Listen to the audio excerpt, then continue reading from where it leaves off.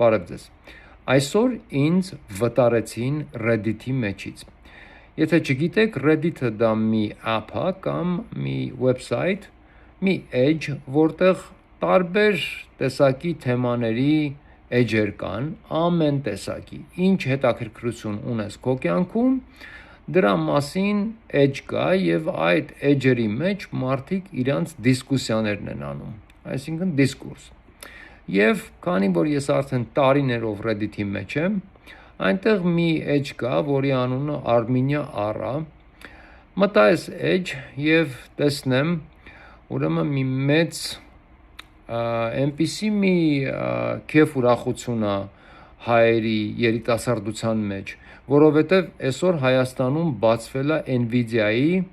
Falcon-ը data center-ը, որի վրա վաղուց աշխատում են, ես արդեն քանի ամիս է իրանց բոլոր website-ների վրա, տարբեր իրենց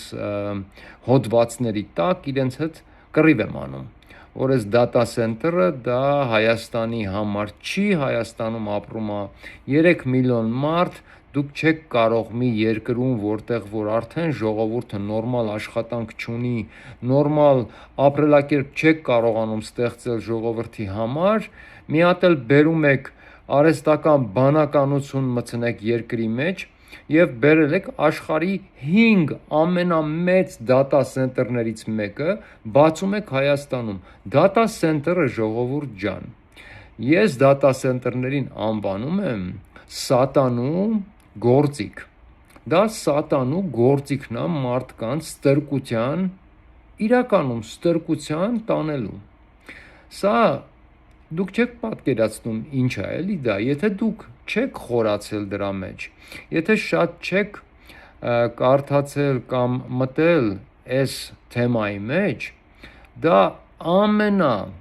վտանգավոր բանն է մարդկության համար։ Դա է լինելու հենց ների կնիքը, հասկանում եք, սրանք հեքիաթներ չեն, այս ինչ որ Աստվածաշնչի մեջ կա, դրանք ուղակի պատմություններ չեն, ուղակի հեքիաթներ չեն, այս ամեն ինչը իրականություն է, մարդիկ կան չեն ուզում հավատալ, ասում են ես հավատացյալ եմ, բայց չեն ուզում հավատալ, որ այն ինչ որ գրված է իրականությունն է, եւ քանի որ իրենք շատ այտենց այդ տեխնոկրատները, դեմոկրատիա քարոզողները, այս մարդիկ երիտասարդությունը հայ, որ ուզում է այտենց գլոբալ քաղաքացի լինի, ոչ թե Հայաստանի, այլ նրանք ուզում են լինել գլոբալ քաղաքացիներ, ուզում են որ ամեն տեղից մարդիկ գան, խառնվեն իրար, այտենց իրանք հասկանում եք, այս նոր սերունդը, սրանք ինչ որ մի սինդրոմ ունեն, կներեք, եթե դուք երեխաներ ունեք այդ տարիքի, ես էլ ունեմ, բայց այս երեխաների մեջ սիստեմը ինքը մի բան է մտցնում, որ մենք, որ ծնողներով ինչքան էլ ուժ ենք տալի, միևնույնն է սիստեմը իր անելիքը անում է, որովհետև սիստեմը ունի ձևեր, որի դեմ մենք չենք կարող ծնողներով պայքարել, այս երեխաների մեջ մտցնում է մի բան, որ ամբողջ աշխարհը պետքա նույնը լինի, բայց գիտեք, հետաքրքիրը նա է, որ ամբողջ աշխարհը պետքա նույնը լինի, բացի զիոնիստ հրեաներից, իրենք իրենց երեխաներին չեն թողում ոչ մեկի հետ շփվեն, բացի հրեաներից, իրենք իրենց երեխաներին չեն թողում ամուսնանան ուրիշ տեսակների, ազգերի հետ, միայն մնացածները, այսինքն իրենք չեն թողում, դուք անգամ այս վերջին կռիվները, որ կատարվում են Իսրայելում, իրենք ինչ են ասում են Իսրայելը միայն հրեաների համար է, բոլորդ ոնացյուդը, դուրս եկեք Իսրայելից եւ գնացեք, բոլորդ միայն հրեաների համար է, բայց մնացած բոլոր երկրներում, պետություններում իրենք ասում են դուք պետքա խառնվեք բոլորդ իրար եւ լինեք գլոբալ քաղաքացիներ, ոչ թե ձեր երկրի նացիոնալիզմը չի կարելի։ Ինձ ուրեմն Reddit-ի վրա գրել են, որ ես նացիոնալիստ եմ։ Ու քանի որ իրանք այս երիտասարդությունը իրանք շատ տոլերանտ են, իրանք շատ դեմոկրատիկ են, իրանք շատ համբերատար են եւ շատ այտենց գլոբալ գաղափարներով են, ես մի բան էի գրել, որ հայ ազգը, այդ էր գրածս այդքան բաններ, հայ ազգին պետք չի data center, հայ ազգը դեռ չի հասկանում անգամ, մեծամասնությունը մեր ժողովրդի չի հասկանում անգամ սա ինչ է, երբ որ հայ ազգը սկսի հասկանալ սա ինչ է, հայ ազգը չի թողնելու սա մնա Հայաստանում, այդ էի գրել, այդքան բան, դրա համար ինձ հանեցին Reddit-ի մեջից, իմ համար տարբերություն չկա, որովհետև Reddit-ը լինի կամ չլինի, ես իմ անելիքը միևնույնը անելու եմ, առանց Reddit-ի էլ եմ ես անելու իմ անելիքը, և իմ անելիքը ես կարող եմ մի բառով, մի նախադասությամբ բնութագրել, թե իմ անելիքը ինչ է, այս ամեն ինչ որ ես անում եմ, ինչը որ ես ամբողջ օրը խոսում եմ, տեսանյութեր եմ պատրաստում դնում, տարբեր տեղեր գրում եմ, ինչ որ ես անում եմ, ընդհանուր բնութագրությունը մի հատ է, մի բան է, դա պայքարել ստի դեմ, այդքան բան, դա իրար հետ պայքարել ստի դեմ, 3 բառանոց նախադասություն է դա, շատ հեշտ, ես սութը տանել չեմ կարողանում, կյանքումս չեմ ընդունում, երբ որ ինձ խաբում են, և չեմ ընդունի կյանքում, եթե ես փորձեմ անգամ խաբել, ես չեմ կարող դա անել, սութը ամենավատ բանն է, և ստի դեմ պետք է պայքարեն բոլոր մարդիկ, եթե ես անգամ ինքս իմ մեջ մեկ անգամ մտածեմ սուտ խոսելու մասին, ես պետք է միանգամից ինքս իմ վրա սկսեմ պայքարել, ինքս ինձ վրա պետք է ես սկսեմ մտածել, որ ես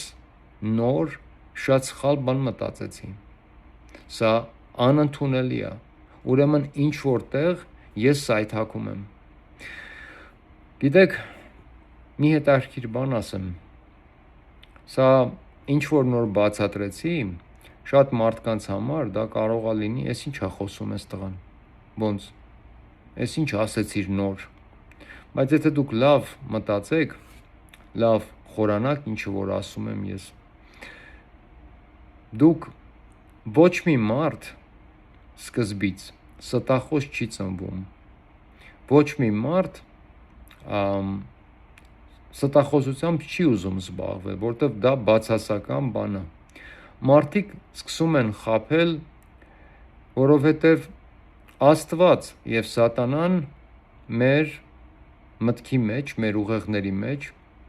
անընդհատ ինչ-որ փորձություններ են սկսում մեր վրա անել, մարդու վրա փորձություններ են սկսում և եթե մարդը մի քիչ թույլ գտնվի և հանկարծ թողնի, որ սատանան իր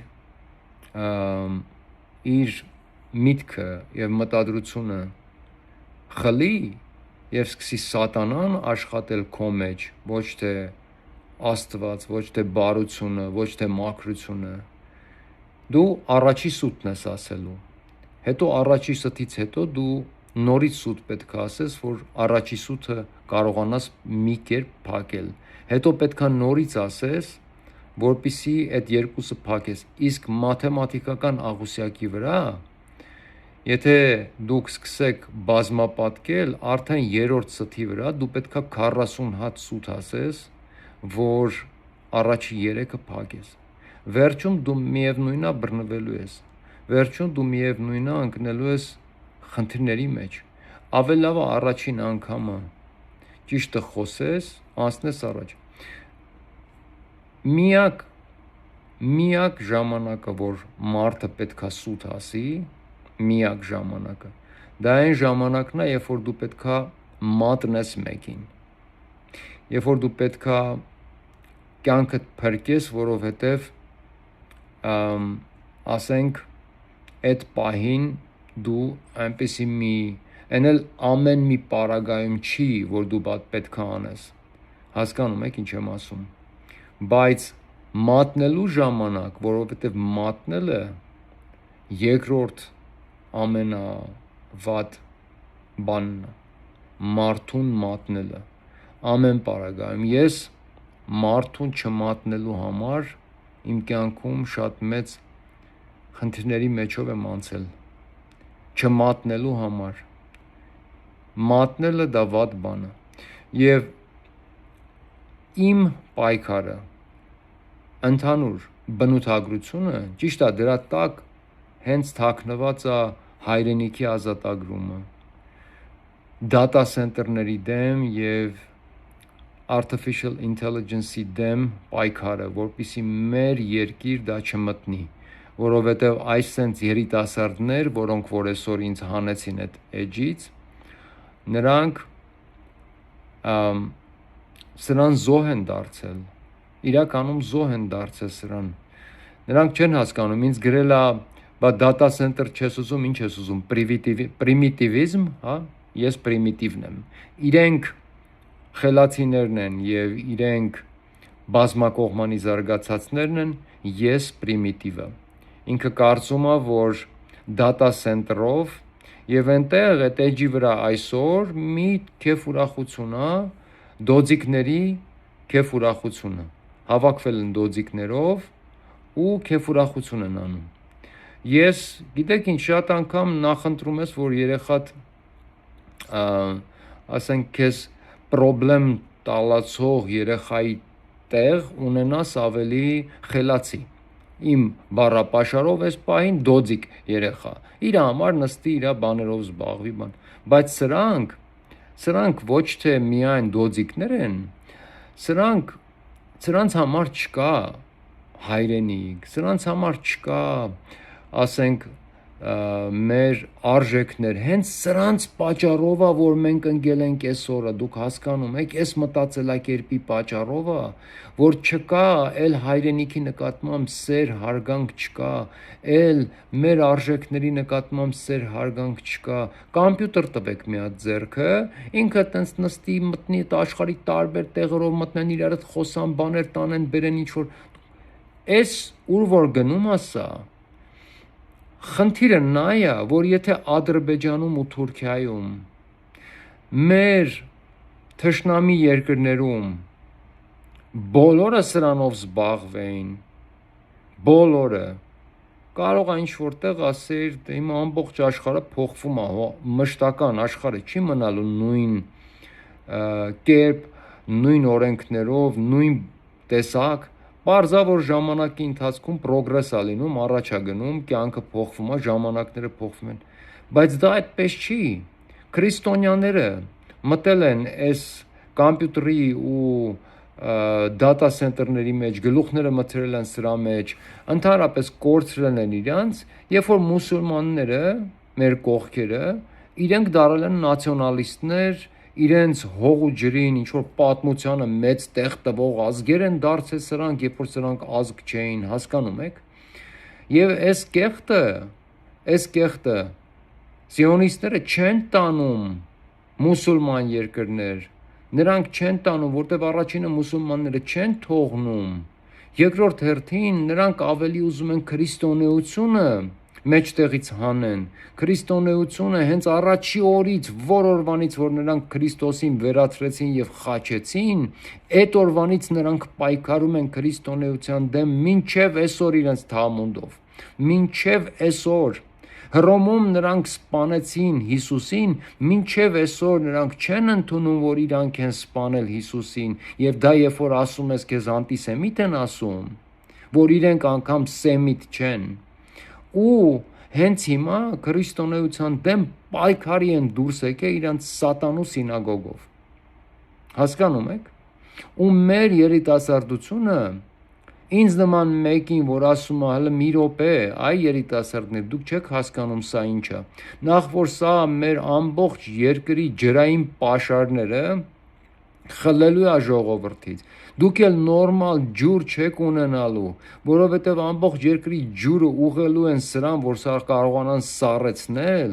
երկրորդ հերթին հոսանքը, նայեք ինչ է անելու, ատոմակայանը փակում եք, ամբողջ պետության հոսանքը ուզում եք ուղարկեք այնտեղ, այդ հոսանքը որտեղից է գալու ձեզ, որտեղից, եթե ատոմակայան չկա ու դուք բերում եք աշխարհի 5 ամենամեծ դատա սենտերներից մեկը բացում եք Հայաստանում, լավ, ինչի համար աշխարհի 5 դատա սենտերներից ամենամեծերից մեկը պատկերացնում եք աշխարհում 5 հատ կա այս չափսի, ինչի է սրանցից մեկը ամենամեծերից մեկը ամենափոքր պետության մեջ, լավ, ինչի համար, որովհետև սա առաջի քրիստոնյա պետությունն է, այս ամեն ինչը ուղակի չի լինում, այս ամեն ինչը ուղակի սավպադենիա չի, հասկանում եք, որ մեր եկեղեցու դեմ պատերազմ է սկսվել, մեր վեհափառին տանում են դատելու, նույն օրը դատա սենտր է բացվում, այս սիմվոլիկ այս ամեն ինչը, սրանք հենց հենց չի լինում, էլի ժողովուրդ, հասկանում եք, սրանք ուղակի նենց չեղավ, որ օրերը համընկավ, տենց չի դա, հասկանում եք, երեք նրա դատն էր, այսօր նրանք սատանու գործիքն են բացում, հասկանում եք, Հայաստանում, դուք հասկանում եք ինչ են անում սրանք, և ընդեղ կանգնած Նիկոլը նորից այդ դատարկը, այդ տիեզերական դատարկությունը նորից կանգնած բեմից, նորից իր դատարկ փիլիսոփայություններն է, նորից հղում ժողովրդին և այնտեղ նստած ունկնդրին, այս մարդու տիեզերական դատարկությունը, իրականում սա տիեզերական դատարկությունը, ինքը իրենից փիլիսոփայությունները հնարում, դատարկ, իր փիլիսոփայությունները ոչ մի գրամ իրենց մեջ ոչ մի բան չեն պարունակում, այնտեղ չկա ոչ մի էֆեկտիվ ինչ-որ մի բան, որը որ ասեց Նիկոլը ու կարող ես մտածել, ասել ճիշտ է ասում, բայց ասենք ինֆորմատիվ ոչ մի բան չկա, քաշ ունեցող ոչ մի խոսույթ չկա, ուղակի դատարկ բառերի սալաթ է սարքում մի հատ, սենց, ինչ-որ բաներ է ասում, հետո սայթաքում է մի 10 անգամ իր ասածների մեջ, հետո այդ սայթակածների վրա փորձում է ինչ-որ բացատրություններ տալ ու այտենց բացատրում է, թե ոնց ինքը կարար Արցախը ուղակի տար, բայց չտվեց, որովհետև որ տային իզուր տեղը ինքը տարավ երեխեքին գլուխները կերավ, ասենք այսենց իրա ասածները, քանի որ ինքը այդ պահին ուղակի ինքը ենքան իրա վրա վստահ է, այս Նապոլեոնյան սինդրոմը, որ ունի ինքը, ենքան վստահ է իր դատարկության վրա, սա ենքան նարսիսիստ է, որ կանգնում է ու սկսում է ինչ-որ բաներ խոսում է ինչ-որ, այսօր ասում է Հայաստանը սրա կարիքը չունի, նրա կարիքը չունի, Հայաստանը պետք ունի, ասենք, ինչ-որ ցած բաներ ասում ես ինչ ասում ես տղա մարդ, Հայաստան ասում է 30 տարի է փորձում ենք հասկանալ Հայաստանի և Սփյուռքի հարաբերությունը, ոչ մեկ նման բան չի փորձել 30 տարի, ոչ մեկ չի հարցականի տակ դրել Հայաստանի Սփյուռքի հարաբերությունը, ոչ մեկ հարցականի տակ չէր դրել Հայաստանի սահմանները և Հայաստանի չափսը, ոչ մեկ 30 տարի, ոչ մի բան, որ ինքը քննարկում է և հարցականի տակ է դրել, 30 տարի ոչ մեկ այդ հարցերը չի շոշափել, մենք իմացել ենք մեր սահմանադրությունը, մենք իմացել ենք մեր ազգությունը, մենք իմացել ենք մեր մշակույթը, իմացել ենք, որ մենք ունենք ահա որ հզոր Սփյուռք, իմացել ենք Սփյուռքը ինչ տեղ ունի մեր կյանքում և ապրել ենք հաղթանակած, այս մարդը եկել է ու ամեն ինչի վրա կասկածի ինչ-որ բաներ է հյուսում, կասկած է գցում ժողովրդի մեջ, ամեն ինչի պահով, սփյուռքի, սահմանների, սահմանադրության, եկեղեցու, սա ես ձեզ ասում եմ 100%-ով, սպասեք, եթե սա հանկարծ Աստված չանի, մի 2 տարի մնա այս աթոռի վրա, գալու է այդ օրը, դուք կտեսնեք այդ օրը, որ նա գա եւ ասի քրիստոնեությունը մեր համար ճիշտ չի եւ մենք մեր կրոնը պիտի փոխենք, չգիտես, ասենք ինչ որ մի կրոնի։ Նա ժողովրդին ասելու է, իր ժողովրդին, իր այդ 20%-ին, որ մենք քրիստոնեությունը մեզ ոչ մի լավ բան չի տվել։ Քրիստոնեության պատճառով մենք ընկել ենք պատերազմների մեջ, քրիստոնեությունը մեզ բան չի տվել, այսինքն եկեղեցին թալանում է անընդհատ, այսինքն բաները ասելու, այդ հիմարներն էլ լսելու են, եւ քանի որ իր համար ժողովուրդը իր կողմնակիցներն են, ասելու է ժողովուրդը տենց է ուզում եւ բերի կրոնի դեմ դուս գա պատերազմի, արդեն կրոնի դեմ պատերազմի է, բայց հիմա շուտով նա տեսեք ինչ է անելու։ Սա իրական սատանայական պայքար է։ Սատանու պայքարն է մեր երկրի մեջ, մեր կրոնի, Աստծու եւ ընդհանրապես հայ ազգի առաքելական սուրբ եկեղեցու մեր բոլոր արժեքների, մեր ամեն ինչի դեմ, մեր արժեքները, մեր ապրելակերպը, մեր նացիոնալիզմը, մեր ամեն ինչի դեմ պայքարա։ Այս մարդը իրեն 1000 անգամ արդեն համեմատել է Հիսուսի հետ, նայեք քանի անգամ դա փաստ է, ինքը քանի անգամ իրեն համեմատել Հիսուսի հետ։ Եվ իրենք կանգնած ամոթաբար այդ ամոթ չեն էլ անում, բանից ազգային ժողովից մի հատ 12 առաքյալների նկարի վրա կանգնել են ու մնացել են դրա վրա։ Ազգային ժողովում ընդհանրապես ինչ է կատարվում, պարզեր որ այս երկու մարդկանց ուրեմն գաղափարները երկու հակառակ գաղափարներ, բայց ատելությամբ լցված անձնական իրար դեմ, ոչ թե գաղափարների, այլ անձնական իրար դեմ։ Իրենք ազգային ժողովում այսենց տարիներով իրենք իրար են ուտելու, ոչ մի հարց ազգին վերաբերվող սոցիալական հարցեր, ոչ մի բան չի լուծվելու, ոչ մի բան, հավատացեք ինձ, ոչ մի բան, չկա մի մարդ, որ սրանց մի հատ զանգի, ասի մի հատ, ուշքի եկեք հլը, դուք հավաքվել եք այդտեղ ազգի հարցերով զբաղվելու, դուք դու անընդհատ պրովոկատիվ բաներ ես անում, նրանք էլ անընդհատ պատասխանը պետք տան, անընդհատ պրովոկատիվ, իհարկե, հակահայկական բաներ են անում, հակա եկեղեցի, բայց սրանք արդեն ոչ թե գնում են միայն ազգայինի վրա, այլ անձնականի վրա է գնում, անընդհատ անձնականի վրա է գնում, իրար կծում են, իրար ծեծում են, իրար սենց չի կարա շարունակվի ուղղակի, ոչ մեկ չկա, ես ոնց եմ միշտ ասում, եթե մի հատ թագավոր ունենայինք, թագավորական, մենք լինեինք թագավորություն, ախր հետարքիրը գիտեք որն է, մենք թագավորություն ենք կորցրել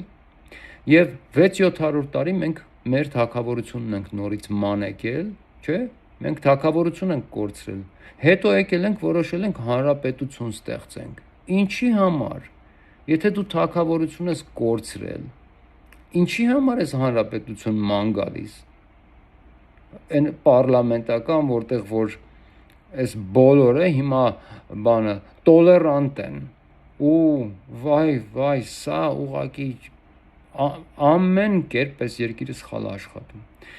ինչևէ այդ դատա սենտերների պահով շատ շուտով ձեր բոլորի աշխատանքները ձեր ձեռքից կվերցնեն որովհետև աշխատողի պետք չի լինելու շուտով ինքը իրեն վարող մեքենա կբերեն կասեն էլ Yandex-ը պետք չի հեսա շուտով համբերեք կբերեն հեսա ռոբոտներ, բաներ այդպես, դատա սենտերներով էլ ամբողջ երկիրը, գյուղերով, բոլորի տներով, տների մեջերով կամերաները կդնեն, աշխարհի ամենափոքր պետություններից մեկում բերել դրել են ամենամեծ data center-ը, ոնց որ աշխարհի ամենափոքր պետություններից մեկում բերել դրել են ամենամեծ դեսպանատունը Ամերիկայի։ Ինչի համար։ Եվ այտենց ձեր աշխատանքները ձեր ձեռքից կվերցնեն, հետո տեսնենք ինչ եք անելու։ Data center-ի վրա այտենց ուրախանում եք։ Այս երեխեքն էլ երիտասարդ ոչ են հասկանում, որ ինձ այսօր այդ էջից հանեցին,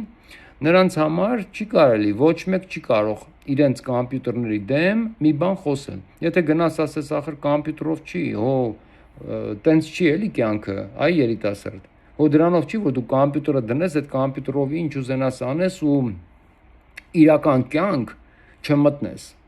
Դուք վիրտուալ կյանքում եք ապրում դուք։ Դուրս եկեք մի հատ, կողքներդ նայեք ինչա կատարվում։ Ձեր կողքի պետությունը ամեն օր ասում է ես գալիս եմ այդտեղ ապրեմ։ Ձեր երկրի անունը Ադրբեջանն է։ Ու դուք ձեր կոմպյուտերի մեջ եք։ Իհարկե, որ ցենց շարունակվի, ոչ մեկ ոչ ուզենալու է երկիր պահի պաշտպանի, սրանց համար երկիրը կապ չունի։ Միած սենյակ տվեք, թող մտնեն մեջը կոմպյուտերով խաղան։ Հասկանում եք ինչ են անում այս երեխեքի հետ։ Սա հենց իրենց երեխեքին, հրեաները, զիոնիստները իրենց երեխեքի ձեռքը կոմպյուտեր չեն տալի, միայն գիրք է։ Ես տեսնում եմ, ախր տեղ ապրում եմ, չէ՞, տանաս կողքը սինագոգա։ Ամբողջ կողքերս իրանք են ապրում։ Սա իմ ամբողջ թաղամասը իրանք են։ Շատ խառն է թաղամասը, բայց մոտ մի քանի որ սինագոգ կա թաղամասում, շատ էլ իրանցից կա։ Ես տեսնում եմ իրանց երեխեքը գրքերով ամբողջ օրը կարդում են, ուրիշի երեխեքի ձեռքը տվել են կոմպյուտեր, ասում են գնացեք դու կոմպյուտերով զբաղվեք, մեր երեխեքը գրքով։ Դուք իրար հետ ամուսնացեք, ով խառնվեք իրար, որ ազգայնություն չլինի, նացիոնալիզմ չլինի, մեր երեխեքը մենակ հրեաների հետ ամուսնանան։ Դրա համար Իսրայելից բոլորը դուրս եկեք, Իսրայելը մենակ հրեաներինն է, բայց Հայաստանը բոլորինն է։ Ինչ էր այդ հոդվածը, որ ես կարդացի։ Եվրոպան Հայաստանին տալու է գումար, որպեսզի Հայաստանը մուսուլման մեծ մասամբ տղամարդիկ էմիգրանտներ ընդունի։ Ինչ է ես ասում են օրը։ Իմ տեսանյութի մեջ ինչ ասացի։ Ասացի սրանք ցլեր են բերելու մեր երկիր մուսուլման, որպեսզի մեր կանանց ուղեղների մեջ լցնեն, որ ձեզ պետք չի ձեր ամուսինը, հայ տղամարդը լավը չի, հայ տղամարդը էսա այնա, հայ տղամարդը ճնշում է, ձեզ ծեծում է, ես իմ չգիտեմ ինչ ասես հայ տղամարդու մասին։ Եկեք այս մուսուլմանները դրանցից լավն են։ Մեր երկիր ամեն մի էմիգրանտի համար Իտալիան։ Նայեք էլ ես ինչ են անում այս Եվրոպան, բայց Եվրոպան չի։ Ամբողջ Եվրոպայի ղեկավարության հետևում, ընդհանրապես Եվրոպայի ղեկավարության հետևում, ամբողջ Եվրոպայի ղեկավարության հետևում կանգնած է Ռոթշիլդների ընտանիքը։ Իրանք են հետևում, իրանք են որոշում, Զելենսկուն իրանք են դրել, Մակրոնի հետևը իրանք են, Մակրոնը սկզբից եղել է Ռոթշիլդների բանկում, բանկի մենեջեր, սկզբից։ Հասկանում եք, ամբողջ Եվրոպան իրանց մարդիկ են։ Եվ Եվրոպան այսօր, քանի որ Հայաստանը միակ երկրներից մեկն է, որտեղ նացիոնալիզմ գոյություն ունի, որտեղ ազգային արժեքներ կան, որտեղ որ միայն հայերն են, մոնոէթնիկ երկիր է, պետքա բերեն լցնեն։ Ինչ է կարծում Նիկոլը ամեն մարդագլուխ $3000 1 միլիոն իմիգրանտ կվերցնի, կասի սրանով կարանք պետության պարտքը փակենք, ինչի՞ չէ։ 1 միլիոն մարդ թող գա։ Ոնց են օրը լցվեցին Իսպանիա։ Էմիգրացիայի դուռը պետք է փակվի, Հայաստանի դուռը պետքա փակվի, Հայաստանի դռները, դարպասները պետք է փակվեն։ Այս չարիքին, այս սատանու ճտին, այդ աթոռից պետքա հեռացնել, Հայաստանի դարպասները պետքա փակել, երկիրը մաքրել ամեն տեսակի մարդուց, այն ինչ որ արդեն վերցրել են մեր ձեռքից այս զիոնիստները, բոլորի ձեռքից հետ վերցնել ամեն ինչը, բոլորի ձեռքից եւ վտարել այս բոլորին մեր պետության մեջից, բոլորին։ Ձեր կարծիքով Ռուսաստան ինչ արել։ Դրա համար է փակել, ոչ մի սորոսական գրասենյակ, ոչ մի ռոթշիլդական գրասենյակ, ոչ մի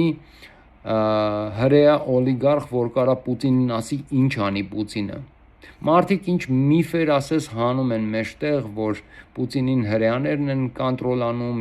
իր ամբողջ պատերազմը, այս պատերազմը, որ ասում են ինքը նացիզմի դեմ է, այս պատերազմը ամենաառաջինը հենց Զիոնի դեմ է, հետո նոր նացիզմի դեմ է, որտեվ Զիոնն ու նացիզմը հիմա մեկ են, մեկ։ Իրենք ոչ թե Հիտլերին վերացրեցին, որովհետև Հիտլերը իրենց էր վերացնում, Հիտլերը աշխարհն էր գրավում, ոչ, Հիտլերի իդեաները շատ լավն էին ու իրանք չէին անում դա, այլ Հիտլերն էր անում։ Հիտլերի ձեռից ուղղակի վերցրեցին, թե իր ինժեներներին, որոնք որ փաստը Ամերիկա են եկել, թե իր գիտնականներին, ամբողջ Գերմանիայի ուղեղը, այսինքն բոլոր գերմանական ուղեղները եկան Ամերիկա, մի քանի հատին այս կողմեն կողմ տվեցին, որոնք որ արդեն էլ պետք չէին սիստեմին իրանք օգտագործել էին դրանց այնքան որ պետք չէր, դրեցին այս կողմեն կողմ, Իսրայելը Մոսադը գնաց բերեց հագում դատեցին, բան արեցին, այտենց մտում թե այտենց մի բան, հետո իրանք վերցրեցին բոլոր սիստեմները, բոլոր մեթոդները ավելի պոլիշ եղած, ավելի կատարելագործված այսօր օգտագործվում են հենց Իսրայելի կողմից պաղեստինցիքի վրա եւ հենց հիմա բոլորի վրա։ Եվ դա փաստ է։ Ամերիկան վերցրեց բոլոր գերմանական ուղեղներին, բերեց Ամերիկան, նրանք աշխատեցին Պենտագոնում, ՑՌՕ-ում եւ նրանք հենց ստեղծեցին ատոմային ռումբը։ Այդքան բան դրանք Հիտլերի ուղեղներն էին։ Այսինքն ոչ թե իրանք Հիտլերին ասացին, Հիտլերն չեն խփել։ Դա սուտ է։ Հիտլերը գնացել է Արգենտինա, իրանք Հիտլերին ասել են հանձնվի, թող գնա, ապրի քո համար։ Շնորհակալություն բոլոր գաղափարների, իդեաների համար։ Արտակարգ բաներ էր մտածել Հիտլեր ջան, ապրես։ Այդքան բան։ Ու հիմա այդ նույն բանը իրանք անում են, այսինքն որ ասում եք, որ Ռուսաստանը կռվում է, Ռուսաստանը հրեաների հետ, չէ, ժողովուրդ ջան, Ռուսաստանը վտարեց բոլոր հրեաներին, Խադարկովսկիներին, որ եթե դա տենց չէր, Խադարկովսկուն ինչի տենց արեցին, Բերիզովսկի, Խադարկովսկի, դրանք ամենաառաջին Աբրամովիչ բոլորին վտարեց, որովհետև ինքը գիտեր իր երկրում ինչա լինում, քրիստոնեությունը բարձրացրեց մակարդակը քրիստոնեության, իր ժողովրդին ասաց մենք քրիստոնյաներ ենք, ինքը գնաց եկեղեցի կանգնեց, Պուտինը անընդհատ ցույց տվեց, որ ինքն էլ է քրիստոնյա, ժողովրդի մեջ արթնացավ քրիստոնեությունը, որտեղ 90-ական թվերին դա կորել էր, եւ դրանից հետո ռուս ժողովուրդը գնաց պատերազմելու այս կարգերի եւ բարքերի դեմ։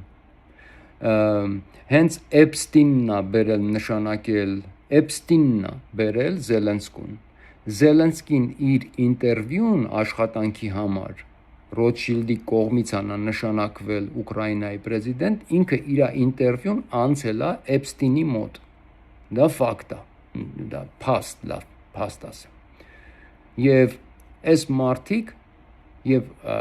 երբ որ Պուտինը ինչ ասաց, մենք քրիստոնեությունն ենք ուժեղացնելու մեր երկրում, մեր երկիր չեք գալու ոչ մի LGBTQ բերեք, մեր երկիր չեք բերելու ոչ մի տեսակի սատանայություններ, մեր երկիր չեք բերելու այս ոչ մի բանը, ես կռբելու եմ իմ երկրի մեջ այն բոլոր մարդկանց անգամ անհատների դեմ, ովքեր որ կքարոզեն նման բաներ իմ երկրում, ձեր թալմուդական բաները հետ հեռու մեր երկրից, եթե հիշում եք 2019-20 թվականներին նա անգամ այն ռաբին, որը որ շաբաթը մեկ գնում էր Կրեմլ, դրան ասում էին Պուտինի ռաբայ, այդ մարդուն էլ իր ամեն ինչով հանեց, ինքը էլ Կրեմլ չի գնում, որովհետև Պուտինը պայքարում է այս կարգերի դեմ 2030 թվականի մոտերքը Ռուսաստանը լինելու է ամենալավ ապրելու երկիրը։ Դա տենց է լինելու, եթե Ռուսաստանը կարողացավ այս չարիքի դեմ պայքարի։ Հասկանում եք, սա չարիք է, եւ Հայաստանը ամենահին քրիստոնյա ազգը այնքան թույլ է գտնվել, որ սա թույլ է տալու ու համել թողելու է, որ հեսա իմիգրանտները գան լցվեն Հայաստան։ Այս Դուք չեք պատկերացնում ինչ չափի մարդ է տեղափոխվում Հայաստան ապրելու, ինչ ազգ ասեք, չեք պատկերացնում ինչ ռեկլամա գնում դրսերը Հայաստան տեղափոխվելու համար ու վրա, ոնց են ռեկլամանում Հայաստան տեղափոխվելու, մարդիկ գալիս են Հայաստան ապրելու աչից ձախից։ Եթե պետությունը, եթե այս երկիրը ազատ երկիր լիներ, իրականում տենց լիներ, որ Հայաստանը ազատ երկիր է, մարդիկ նորմալ ապրելակերպ կունենային, նորմալ եկամուտներ կունենային, մարդիկ կկարողանային ազատության մեջ հանգիստ ապրեին։ Մի քաղաքի մեջ բերել են կաֆե ռեստորաններ են բացել, մի քիչ ցույց են տալի, որ մարդիկ ազատ կաֆեներում նստած կոֆե են խմում, հաց են ուտում, եւ դատարկ մարդկանց համար ազատությունը դա մարդկանց Էտա որ մարդը կաֆե գնում, նստում է, իր համար կոֆե է խմում, ինչ ուզում, որտեղ ուզում կոմենտ է գրում։ Այդ ազատությունը մարդկանց համար։ Ես ազատությունը ընդհանրապես ուրիշ ձև եմ տեսնում, դրա կբացատրեմ ես ինչպես եմ տեսնում ազատությունը իմ մյուս տեսանյութերից մեկի մեջ եւ ինչ եմ կարծում ես պետքա բոլոր պետությունների մեջ լիներ, որ չկա, եւ ես շատ կուզենայի, որ Հայաստանը լիներ առաջին պետությունը, որտեղ որ իրական ազատություն գոյություն ունի, որտեղ ազատության դեպքում եթե իրականում ազատություն լիներ, պետությունը այդ որ տենց կիլոմետրներով հողեր կա, որ աչից ձախից ասում ես լավ, ճանապարհ ես գնում, այս հողերը ումն են, այս սարերը, ձորերը, այս հողերը ումն են սրանք։ Ինչի մարդ չի կարա գա ստեղ իր համար տուն սարքի, ինչի չէ։ Չէ, որովհետև պետությունը այդ ամեն ինչի իրանն է համարում ու տենց չի կարա։ Իսկ եթե ժողովուրդները կարողանային ժողովրդին կտայի ես քաղաքը մի քիչ թույլատնելու, թեթևացնելու համար, ես կբերեի, ասենք, այդ հողերը կկտրեի, կտայի, ով որ ամուսնացել է, նոր ընտանիք է ստեղծում, 2 երեխա, 3 տարի ամուսնանալուց հետո, ամուսնացած լինելուց հետո կամ 4 տարի, 2 երեխայից հետո արկես հող, այս պետությունն էլ կօգնի մի քիչ քեզ, տուն սարքես եւ մարդկանց կամաց կտանեի Երևանից դուրս, պետությունը կտար այդ հողը մարդկանց, որովհետեւ ոչ մի պետությունում մարդը ազատ պետություններում, ազատ երկրներում մարդիկ պետքա իրենց տանիքի խնդիր չունենան, պետքա բոլորը տուն ունենան եւ տները պետքա ծայրից ծեր մարած լինի այդ ուրեմն բան չունենան, ամսական վճարումներ չունենան, կամ եթե ունեն, դա լինի չնչին գումարներ, որպեսզի բոլոր մարդիկ ապահովված լինեն տներով եւ ոչ թե Երևանում։ Երևանից դուրս մենք պետքա բնակեցնենք մեր քաղաքից դուրս, Երևանից դուրս բոլոր շրջաններում պետքա լինեն լուրջ քաղաքներ, իրական լուրջ քաղաքներ, բանկերով, նորմալ, ասենք, կինոներով, ամեն ինչով, լուրջ քաղաքներ, որտեղ որ արդյունաբերություն կարա լինի, որտեղ մարդիկ կարան արտադրություններ տան, ով ասե, որ մեր երկիրը չի կարող արտադրություններ ունենա, փոքր բաների, ապրանքների ավելի արտադրություն, որ կարողանանք արտահանելը մեր համար ավելի հեշտ լինի, ով ասել նման բան։ Վերել եք գյուղերում դպրոցները փակում եք ամենտեղ, գյուղի ժողովրդին ուզում եք հանեք, որովհետև սրանք ուզում են, ժողովուրդ ջան, սրանք ուզում են Հայաստանից մի հատ Երևան մնա։ Երևանում լինի մոտ մի 2-3 միլիոն մարդ, պատկերացնում եք ինչ են անելու սրանք։ Ասենք Երևան մինչև աշտարակ, լավ, ասենք։ Այսենց մի 2-3 միլիոն մարդ ապրի, անգամ ավել կբերեն, այսենց կլցնեն իրար գլուխ, դրա համար էլ այսքան շենք են սարքում։ Կբերեն կլցնեն ժողովրդին իրար վրա, ինչ տեսակի մարդ ասես աշխարից հետնել իմիգրանտ կլցնեն օդը կեղտոտ ապրեք ձեր համար ջուրն էլ կուղարկեն դատա սենտրների վրա, որ այնտեղ սարի դատա սենտրը, որ ձեր բոլորին լավ կամերաներով նայեն, որ հանկարծ մի ավելնորդ շարժում չանեք։ Surveillance state, Orwell, George Orwell, 1984 գիրքը։ Եթե չեք կարդացել, խնդրում եմ կարդացեք։ Գտեք թարգմանությունը կարդացեք։ Ձեզ բոլորիդ ապրացնեն այդպիսի 84 թիվ մի գրքի մեջ այդ են անելու սրանք իսկ ես բոլոր այդ քաղաքները կտայ ժողովրդին հողը ձրի կտայ գնացեք տուն կառուցեք մենակ պլանավորումը անենք որպեսի ճիշտ լինի կոյուղին ճարտարապետությունը ճիշտ լինի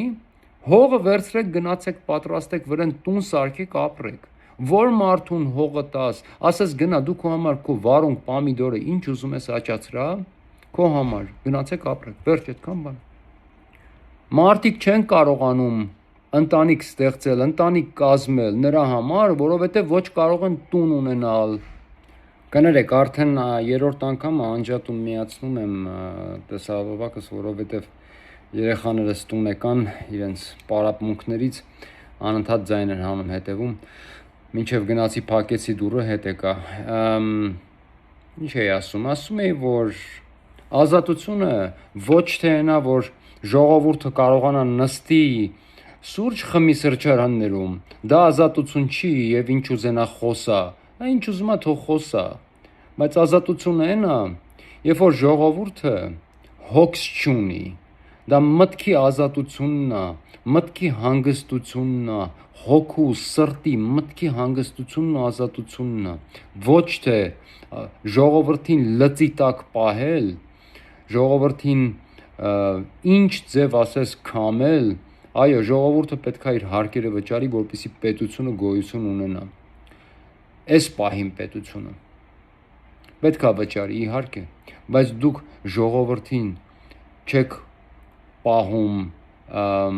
ուղղակի որպեսզի նրանք աշխատեն վճարեն դուք ժողովրդի գլխին ինչ ծուղակ ասես սարքում եք ինչ ծուղակ հիմա Երևանում ուզում են 500 միլիոն դոլարանոց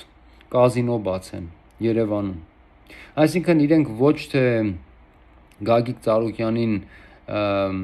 Գագիկ Ծառուկյանի կազինոին ինչ որ բան ունեին ասելու կազինոն ուզում էին փակեն, այլ իրանք ուզում էին փակեին կազինոն, որ իրենք իրենցը բացեն, հաճախորդները գնան իրենց մոտ։ Մեր ամբողջ ազգը արդեն թմրամոլության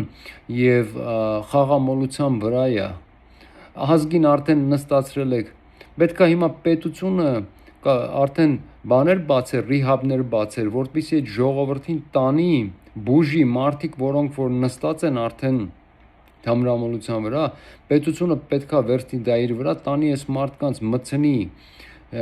բուժ կենտրոններ եւ չթողի այնտեղից դուրս գան, մինչեւ չմաքրվեն։ Հետո պետքա դատարանով բան տա,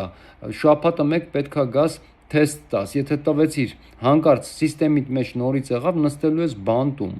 Մաքրի ժողովրդին, մաքրեք ժողովրդին, ոչ թե կոտորեք ժողովրդին։ Ժողովրդին տարեք հողերը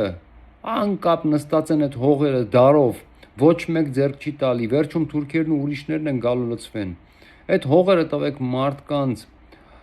պլանավորումը արեք թող փոքր քաղաքներ սկսեն կառուցել Երևանից դուրս անգամ հերու տեղերը եթե փոքր ինքնաթիռներով անգամ ուղաթիռներով կարողանա կապ հաստատել Երևանից բոլոր այդ քաղաքներում փոքր օդանավակայաններ լինեն Երևանից կարողանան հանգիստ թռնեն, գնան փոքր քաղաքներ հետ գան, 40 րոպե, 30 րոպեանոց թռիչքներով, ժողովուրդը հեռու տեղ ապրի, մաքուր օդի մեջ, սիրուն քաղաքներ, անտառների կողքը, բոլորը չեն ուզում Երևանում ապրել կամ բոլորին բերեք Երևան։ Ժողովրդին տվեք այդ հողերը թող գնան իրենց համար տներ սարքեն։ Պետությունը նստել այդ հողի վրա ոչ օգտագործում եք, ոչ մի բան։ Այդ է ազատությունը։ Այդ է մարդկանց ազատությունը, որ մարդը մտքով, սրտով, ամեն ինչով ազատ է լինում, նա ոչ թե ծուլանում է, նա սկսում է իր ուղեղը աշխատացնել մի բանով, պետքական լինի, սկսում է ուղեղը պայծառանալ մարդու եւ սկսում է մի բան անել։ Իսկ մարդուն, երբ որ դուք դնում եք այսքան մարդու վզից կախում եք այսքան բեռ, այսքան պարտքեր, տոկոսներ եւ մարդուն չեք տալի հնարավորությունը, որ կարողանա տուն ունենա, տեղ ունենա, աշխատանք ունենա, ոչ ամուսնանալ ա ուզում, ոչ մի բան։ Մեկա ծույլ մարդը միշտ ծույլ ա լինելու, ստեղծող, մտածող մարդը միշտ ստեղծող, մտածող ա լինելու։ Կապ չունի։ Ամեն պարագայում ծույլ մարդը մեկա ծույլ ա լինելու։ Այդ մարդկանց համար էլ փրկություն կա։ Ուղղակի պետությունը պետք է կարողանա դրանք բոլորը օգտագործել ճիշտ որպես ռեսուրս օգտագործել։ Բոլոր մարդկանց որպես ճիշտ ռեսուրս կարելի է օգտագործել։ Մարդիկ բոլորն էլ պետքական մի բան ունեն։ Իսկ մեր մոտ լրիվ հակառակ process-ն է։ Իրենք փողերը վերցնում են միլիարդներ։ Նիկոլը մեր ղեկավարների մեջից մեր 4-րդ ղեկավարն է, չէ՞ մեր պետության ոչ բարո, նա ամենահարուստ ղեկավարն է, ամենաշատը սրանք են տարել, սրանց տարած թվերը մնացածների տարած թվերի հետ անհամեմատելի է, որտեղ այն ժամանակ տենց գումարներ չի եղել, սրանց տարած թվերը, դա արդեն փաստը մնում է փաստ, որ նրանց ժամանակ ոչ մի անգամ պարտքը 4 միլիարդից 3 միլիարդից չի բարձրացել, հիմա 15 միլիարդ է հասնում, ուր գնաց այդ գումարները։ Պատկերացնում եք այն ժամանակ Հայաստանը պատերազմող երկիր էր, բանակ էր պահում, ակտիվ բանակ, միշտ զենք էր առնում, միշտ։ Պատկերացնում եք պատերազմը ամենաթանկանոց, աշխարհի ամենաթանկանոց բաներից մեկը դա պատերազմն է։ Պատերազմող Հայաստանը համ երկիրը մութ օրերից էր հանում, համ պատերազմում էր։ Այդ վիճակում հետնել տանում էին, չէ՞։ Մեր իմացած տվյալներով ժողովուրդն էլ ասում է միլիարդներ տարան, գողացան, միլիարդները գողացան, գրփեցին տարան, սաղ տարավ, Լևոնը տարավ, Քոչարյանը տարավ, Սերժը ցախ տարան։ Լավ, տարան։ Ասենք թե տարան, հա տեսնում ենք դղյակներ են սարքի, ամեն մեկը մի քանի միլիոն դոլար տարել է հաստատ։ Բայց այդ ոնց եղավ, որ պատերազմող երկրում պարտքը 3 միլիարդից չէր անցնում իրենց տանելով մեկտեղ։ Իսկ սա խաղաղության մեջ արդեն 10 միլիարդ պարտք է հավաքել երկրի վրա։ Խաղաղություն է բերել։ Ոչ պատերազմ կա, ոչ այդտենց զենք է առնում, ոչ բանակ ունի, բանակ պահելը պատկերացնում եք ինչ էր։ Այդ մարդիկ բանակ պահելով հանդերձ, պատկերացնում եք ինչ բանակ էին պահում, ամենաուժեղ բանակն էր տարածաշրջանի այդ պահին, դա այո, մեր բանակը այդ պահին, որովհետև կռվող բանակ էր ինքը, ակտիվ բանակ էր, ամենաուժեղ բանակն էր։ Բանակին կերակրում էին, զենքը կար, ինքը քանի միլիարդի զենք թողեց Ղարաբաղում, քանի միլիարդի։ Մոսկվայից զենքը անընդհատ գալիս էր պատերազմի ժամանակ, որ չէր գնում Ղարաբաղ, ինքը չէր ուղարկում, զենքը գալիս էր Երևանում հավաքվում էր։ Ամեն ժամը մեկ, եթե ոչ ավելի արագ, կարգով ինքնաթիռայ չէ Մոսկվայից պատերազմի ժամանակ։ Զենքը եկել է, ինքը սուտ է ասում, որ զենք չի եկել, 100%-ով զենքը եկել է։ Եվ պատերազմող երկիրը ավելի քիչ պարտք ուներ, գրփողներով հանդերձ, բանակով հանդերձ, չպատերազմող Հայաստանը խաղաղության մեջ առանց բանակի 10 միլիարդ պարտք է հավաքել։ Գնա հասկացի ոնց։ Այդ մաթեմատիկան, անգլերեն ասում են math and mathing, հասկանում եք, math and mathing, այսինքն մաթեմատիկան չի մաթեմատիկորվում, հասկանում եք ինչ եմ ասում։ Ոնց հասկանաս այս մարդկանց պատմածները, իրենց խոսացածները, իրենց արած գործերի հետ և փաստերի հետ չի համընկնում և վերջ, չի համընկնում, որովհետև ոչ մեկ Նիկոլի և ՔՊ-ի նման չի թալանել Հայաստանի Հանրապետությունը, չի թալանել։ Իսկ եթե այդ գումարները, որոնք թալանվել են, օգտագործվեր ժողովրդի վրա, ամեն մեկին մի հատ հող հատկացնեին, ասեին գնա քո համար տուն սարքի, այսօր ազգը կամուսնանար, երեխեք կունենային և չբերեին այս կամպյուտերներն ու այս ժողովրդից վերցնեին իրենց արժեքները, իրենց ձեռքը տային այս թալմուդյան արժեքները, որ ժողովուրդը ի վարդավառը սարքեր բանի տոն, էրոտիկ տոն։ Եթե նորմալ պահեն ժողովրդին, ժողովուրդը երիտասարդները կամուսնանային, ընտանիք կկազմեին, առ քեզ այս հողը, պետությունն էլ քեզ մի քիչ կօգնի, գնա քո համար այն անտառից փեդը կտրի, տունդ սարքի։ Ինչ ուզում ես արա, տունդ սարքի։ Հեսա այս 100 հեկտարի վրա փայտ աճացրեք, ծառ աճացրեք, ամեն տարի այսքան փայտ կտա, այդ փայտը ցեմենտի հետ միասին գնացեք օգտագործեք, տունը սարքի։ Կարևորը թող տունը, պատերը, մեկ էլ տանիքը լինի ֆունդամենտի հետ միասին։ Հետո մեջը կամաց աշխատեք սարքեք։ Կարևորը որ տուն կա, կարևորը որ տուն կա եւ երիտասարդությունը պարտքի տակ չի առաջի օրվանից իր կյանքի։ Պարտքը պետքա վերացնել, պետքա ժողովուրդը առանց պարտք ապրի։ Ամբողջ կյանք պարտքով ապրելը դա ապրել չի, դա անընդհատ մտածել է, դա անընդհատ դու տագնապի մեջ ապրում ես, դա ապրելու ձև չի, ապրելու կերպ չի դա, այդ է պետք անել, այդ ժամանակ դրսերից էլ հայերը բոլորը հետ կգան, բոլորին հող տվեք, բոլորին տվեք տարածքներ, թող գան տներ սարքեն, բոլորը հետ կգան, ես դա կանեի, այդքան բան, ժողովուրդ ջան, լավ, նորից կմիանամ, շատ երկար չեմ ուզում, արդեն 50 րոպե խոսում եմ, շնորհակալություն դիտելու համար,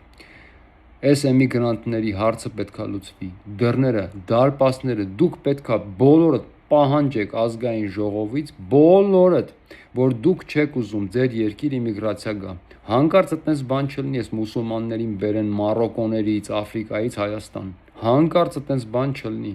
դուք չեք պատկերացնում ինչ կլինի, Նիկոլը դա անելու է, կազինո բացեն բան, ամեն ինչ արեք, ազգային ժողով, դուք ընտրել եք այդ մարդկանց, որպեսզի ծառայեն ձեզ, գնացեք պահանջեք, որ հանկարծ այնպես չլինի, որ էմիգրացիա գա Հայաստան, ու հա, այդ Ռամիլ Սաֆարովի օրենքը, որ ուզում եք հանեք, ազգային ժողովում, Նարեկ Կարապետյան ջան, այդ օրենքը, որ ուզում եք հանեք, այդ օրենքը եթե ուզում եք հանեք, այդ օրենքի անունը փոխեք, Սաֆարովը արդեն շատ հայտնի դարձավ ինչ-որ, այդ օրենքի անունը դրեք ինչ-որ տապորի հետ կապված, կամ ուրաքի հետ կապված, մուրճի հետ կապված ինչ-որ անուն այդ օրենքը, որ անպայման մեջը լինի տապորի անունը, բայց Սաֆարովի անունով օրենք Հայաստանում լինի, եթե անգամ դա Հակա Սաֆարովյան օրենք է, այս ինչ եք անում, այս ինչքան եք ուզում մեծացնեք այդ մարդասպանին, իր երկրում նա լինի ուրեմն բան, հա, հերոս, մեր երկրում էր իր անունը մշտական մնա օրենսգրքի մեջ, այս ինչ եք անում, ոնց, դրեք տապորի օրենք, կամ անտիտապոր դրեք, չգիտեմ ինչ եք դնում դրա անունը, բայց հանկարծ այդպես բան չանեք դրա անունով մեր երկրում օրենք անեք, այդ էր մնացել պակաս դրա անունով մեր օրենսգրքի մեջ, մի հատ էլ անընդհատ այդ անունը շրջափվեր կամ հոլով էր, հա, հենա բան արեք, դրա անունով փողոց դրեք մի հատ, հետաքրքիր եք, շնորհակալություն ժողովուրդ, խոսենք նորից, հաջողություն ձեզ։